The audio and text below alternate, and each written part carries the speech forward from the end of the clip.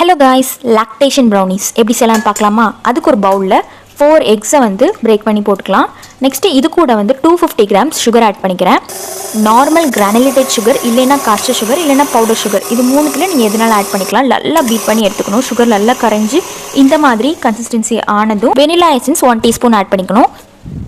170 grams melt பண்ணி வச்சிருந்த butter கூட 125 கிராம்ஸ் கோகோ பவுடர் ஆட் பண்ணிவிட்டு இந்த மாதிரி நல்லா மிக்ஸ் பண்ணிக்கோங்க. விஸ்க் வச்சு லம்ஸ் இல்லாமல் நல்லா மிக்ஸ் பண்ணிட்டு இப்போ இதை நம்ம எக் சுகர் மிக்சருக்குள்ளே ஆட் பண்ணிவிட்டு அதை நல்லா மிக்ஸ் ஆகிற வரைக்கும் பீட் பண்ணிக்கலாம். நெக்ஸ்ட்டு இது கூட ட்ரை இன்க்ரீடியன்ட்ஸ்லாம் ஆட் பண்ணிக்கலாம். Maida 32 grams, baking powder 1 TSP, almond flour 60 grams, oats powder 90 grams. Whole oats எடுத்துகிட்டு அதை மிக்சியில் போட்டு கிரைண்ட் பண்ணி ஆட் பண்ணிக்கணும். Flax seed powder 37 grams. அதே மாதிரி ஃப்ளாக்ஸ் சீட்ஸையும் நம்ம மிக்சியில் போட்டு கிரைண்ட் பண்ணி